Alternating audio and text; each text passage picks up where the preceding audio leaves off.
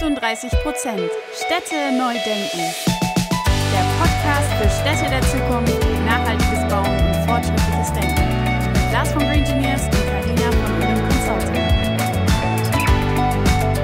Sure. My name is Nina Cackovic. I am an architect at LiWooD, a design and construction company that is based in Munich, Germany, that builds and designs in modular CO₂ systems. A real estate lawyer with Pinsent Masons. Pinsent Masons is an international legal firm. We have 27 offices on 4 continents, and I specialise in the built environment, residential development and commercial development. And over the last 2 or 3 years we have done a study into modular housing and modern methods of construction, and have some views on the market in the UK and the opportunities in that market.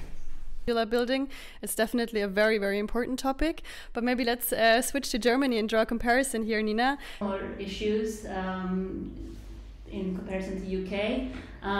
We are short on housing, as you guys know. Social housing is a big topic as well. Iain, you mentioned briefly, just to kind of tie into what you just said, the workforce, however, is not an issue in Germany because we have, especially in Bavaria, a history of building with wood especially. So there is a large workforce who's very well trained in this type of construction. I'm not sure how exactly it's in the UK, but we do have a lot of, as of recently I would say, a lot of government support to build in wood, more specifically, and to build modular. I can say maybe also from, as I'm an architect, and I can maybe talk a little bit more from architecture perspective, where I'm struggling at the moment, or we're really struggling at the moment, is this knowledge of what modular means. I think what the term you guys coined, the modern method of construction, defines it better.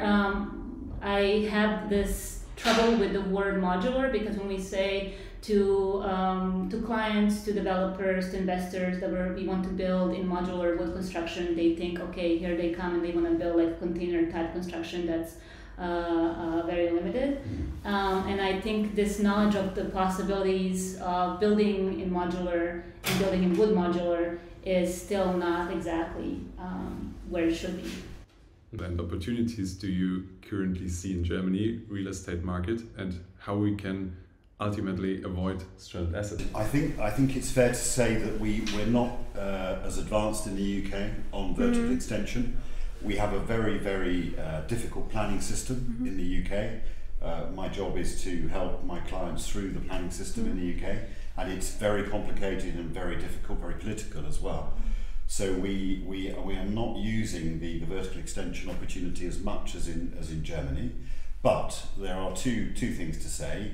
Firstly, there has been some change in policy which encourages vertical extension in the UK, and secondly, just in the last few weeks, the government has said that it wants to see much more development on urban land, on brownfield land as we call it in the UK. In the UK we have brownfield land which is already built on, greenfield land which is green fields with sheep and cows. So in the UK there's definitely a move towards more vertical and brownfield development, and there's one other very important point. So in the UK we're now very focused on reusing existing buildings and sustainability. There's been some quite big cases in the UK where government has said you can't knock a building down, you need to reuse because of the embedded carbon that is within the building, and there's been some quite significant cases around that. So there's a lot to be said for keeping an existing building and then adding value to it and adding more accommodation by way of vertical extension. So I think now is a good time to be talking about this in the UK. It hasn't taken off yet, but I think it's a very important part of the mix going forward. I think can I do 2 wishes? The first wish would be to do some kind of a complete ban on demolition. I really do agree that the energy and the carbon that's embedded in these buildings, I think it's absolute disaster and tragedy to just demolish these buildings because it's maybe easier to build new. And the second wish, as I am from LiWooD, would be that the construction with concrete becomes part of the past, and we stop building with concrete in the future. Okay. Those are both very good ideas, so I don't know how I'm going to top that. I think in the UK, as I said, if you do a curve of how much housing we need and how much housing we're delivering, there's a big gap between the curve.